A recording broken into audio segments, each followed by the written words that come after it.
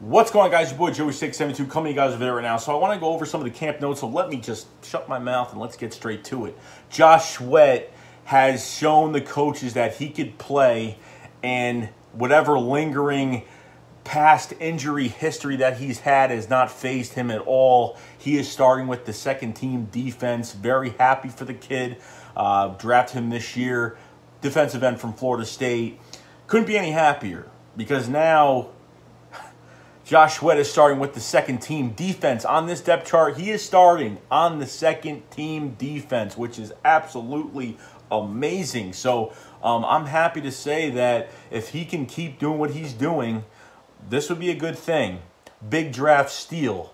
Now, had a knee issue in high school, which put down his draft stock dramatically. Now, kind of finding his way with the terminology, and apparently he's doing pretty damn good if he's starting with the second team right now.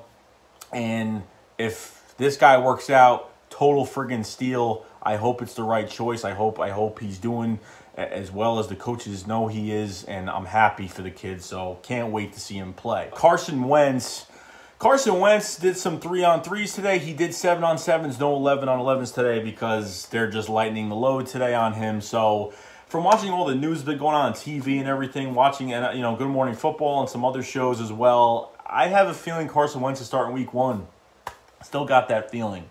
But other than that, on a 3-on-3 drill today, threw a nice touchdown pass to Aguilar today. Perfect, dropping dimes as usual. I like to see the Carson Wentz, Nelson Aguilar chemistry going up a little bit. I like to see that chemistry keep going and see where it goes. I'm really happy.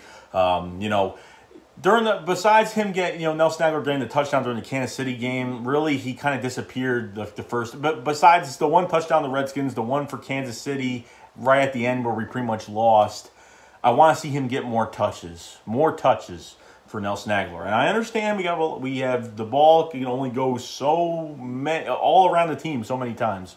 But I like to see that chemistry go up. I'm glad we picked up his fifth-year option, so I am happy with that. Sidney Jones has started in the nickel probably a day more than Avante Maddox. Now, Sidney Jones struggled today against Nelson Aguilar in the nickel spot. Nelson Aguilar got the best of Sidney Jones today. Now, this doesn't mean anything. You got the best people working on a rookie right now, and it can only get better for Sidney Jones. Look, no corner is fucking perfect, okay? No corner is perfect whatsoever. So, you got to give the kid time. And Jim Schwartz has already mentioned he's way above the rookies right now. You know how bold Jim Schwartz is at his press conference. He tells it like it is. Don't know if he's going to start on the outside. It looks like the nickel spot's maybe his spot, or maybe they're going to do a little crossover so he knows multiple positions. We'll see about that. Now, Avante Maddox got an interception in the end zone on Nick Foles. Nick Foles overthrew Zach Ertz today, and Bosby caught a nice interception in the end zone today. Broke up a pass today. Still showing up. Sidney Jones and Avante Maddox are right there, and they just keep fighting. The competition is just getting absolutely amazing with two of these guys, a practice squad guy and a fucking rookie. A lot of guys are on the come up, especially at this secondary. This secondary is the youngest and could be the most dangerous, if they keep doing what they're doing with this pass rush as well. So very happy to see, where all this is going to be going. So I'm happy with those two guys right now. As soon as Jim Schwartz talks about, safeties, the one name that he mentions the most is Trey Sullivan. Trey Sullivan actually had a leaping interception today on Carson Wentz, which is great. I'm glad he's stepping up. I think maybe that's going to be the guy in the third safety spot. I've heard his name more than any other name so far, and Jim Schwartz thinks highly of him. He's got the physicality, and now he's being more consistent with his playability. So you can't really complain too much about Trey Sullivan at all. Donnell Pumphrey. We haven't talked about Donnell Pumphrey. Probably one of the guys I was excited for last year when we drafted him. A fourth rounder, I think, and we kind of went up there, and our fourth or fifth, I forgot when we drafted him. Was really excited. I was excited because he came with a pedigree to this team. You know what pedigree he came with? At San Diego State, he had the most all-purpose yards in history for San Diego State. And guess who he beat in that matter? Marshall Faulk. And that's pretty damn amazing. And we jumped in front of the Cowboys to get this guy because we need a replacement for Darren Sproles on the punt return. So he showed up, last year. I mean, he didn't show up, but he showed up last year to camp and, didn't really do much. And then preseason came along and he really couldn't pass one fucking guy on a punt return. And he just played like shit last year. A lot of people were fighting with me to give him one more chance.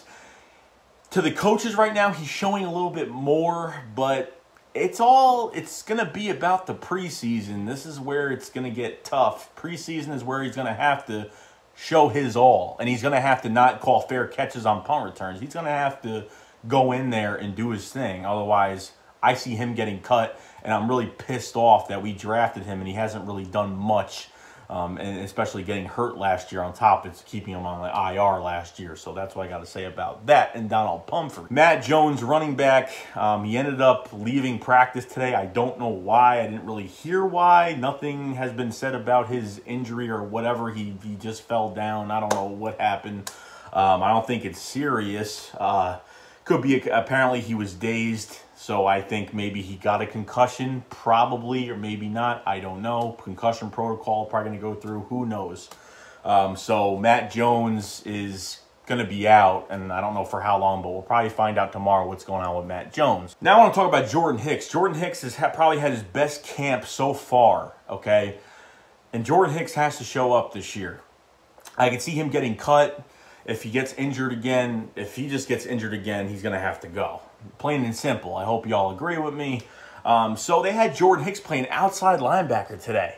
And they had friggin' Joe Walker in the middle linebacker spot today. Now, don't worry, because Jim Schwartz already talked about why they put Hicks on the outside. They put Hicks on the outside because they want to get Hicks in the outside position so he can get a feel for a different position at the linebacker spot. And just in case if they need to, like I said before, to be diverse, and if he needs to move to the outside for some reason, they could do that. And the middle linebacker spot is Jordan Hicks' spot. Joe Walker's actually had a pretty decent camp. Not phenomenal, but he's done pretty well. Not too bad. So that's what's going on with Jordan Hicks, and we need him to stay healthy this year. Now, Nate Gerry, last year was no flash in the pan, really didn't make any noise. But he went from a safety to a linebacker. So Nate Gerry is on the depth chart right now as the third linebacker. Third starting linebacker for the first team right now, which is absolutely phenomenal. We need linebackers to step up, period. Period. Because Nigel Brown is only suspended one game, but someone's got to step up. And we saw a really nice thing in Nate Gerry last year at that last Cowboys game, okay? He did a lot of good things last year, okay? Almost had a pick six, beat Lale Collins and tackled Zeke in the backfield. He showed some good things. He went out and played his heart out, and it was noticeable. Trust me, he did not go unnoticed. So I can't wait for Nate Gerry. Now, I've talked to a lot of you guys, and you guys think that he's probably the dark horse of this team that could really be something special. So let's see where it goes. I'm down with it, and I'm happy with it. So we'll see where it goes by the time being. The second team defense is going to be Josh Sweat, Michael Bennett, I always fuck up his name, Haloti Ngata, and Elijah Qualls. Now, I don't know. This is with Jernigan being out for probably a few weeks, but I don't know how well that defensive line is in the second team right now. They can always switch guys around, but hopefully Qualls steps up. I know he was with a 6th, 7th round pick the last year. Didn't get much playing time last year, maybe a few snaps here and there. But, he's a big guy. I just got to see what he could do, really, and see if he can actually get pressure and see what he could do. So we'll see about that. Avante Maddox has got plenty of playing time.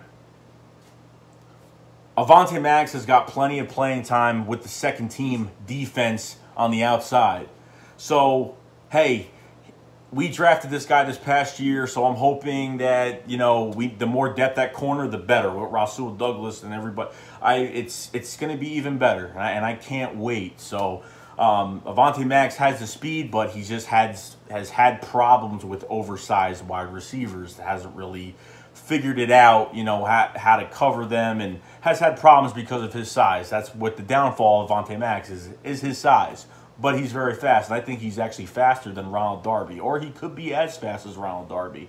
So I got to see more from him, but he's with the second-team defense on the outside right now, playing outside corner, so really can't complain about that at all. So Jason Peters didn't start with the first team today on offense, which was kind of weird. Halapuli Vaitai started with the first-team offense at left tackle today. Kind of weird. I don't know if this is something, maybe Jason Peters took a few plays off. I don't know what it is. Vaitai is definitely not better than Jason Peters, but I don't know why he started first team today. So there could be a lot of things going on with that too, but just kind of confused on that. I mean, Vaitai, got to give him credit. He stuck in there and he fucking played his ass off, okay? We ripped him apart last year because he wasn't playing his position when Lane Johnson was out with the PED usage, okay, at right tackle. At college, he played left tackle at TCU, and yeah, that's how it pretty much went. So I don't know what the case is with that, but we'll figure it out as soon as we can. Destiny Vio has had more reps with the first team as well this year. He actually had an injury last year, but Schwartz is liking what Destiny Vio is bringing to the table. It's his third year. And I'm kind of surprised that I didn't really think, I think he'd be more of a real much like of a deep depth piece to the defensive line. But if he's really playing his ass off and he's really showing that he's really being noticeable at training camp right now, that's a good thing. I would like, like Bo Allen really didn't do much for us. He was just a piece, but not a productive piece, you could say. Destiny Vio hopefully could show that he could be a productive piece, not a guy that's going to get 15 sacks, but a guy that can get pressure, make the quarterback move, and that's all that matters with this defensive line. If they make the quarterback move and make the running backs go backwards, that's all that matters with this defensive line. Steven Means had a sack today on Nick Foles.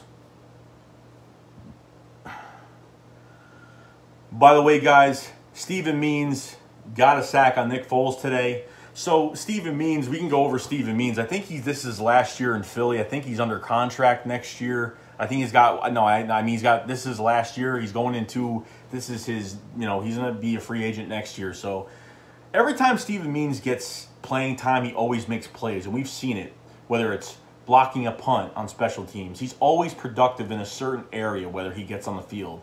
He's gotten a few sacks for us last year. He's gotten two sacks this year. He's done a lot for us as a depth piece. Steven Means is absolutely amazing. I love the way he plays. I love his energy. I love his swagger. I love the electricity that he brings to the defense. And to have a depth piece like that is absolutely amazing. I mean, I don't know where he is on the depth chart right now, but we'll figure that all out when the time comes. So Dallas Goedert, probably the most exciting news today, started with the first team offense today in a 2 tight end set with Zach Ertz. A deadly combination to get separation in the middle of the field. You have Zach Ertz with the really good route running and the separation that he can get on guys, no matter who it is and what it is. And then you have Dallas Goedert, which he is just long arms, big hands, a lot of speed, a lot of size, and he can go down for deep passes. So he is a different kind of tight end for Zach Ertz. Zach Ertz isn't really meant for long passes at all, but went through some medium to high passes this year, especially to Zach Ertz and Nick Foles. But Goedert is going to be a complete matchup.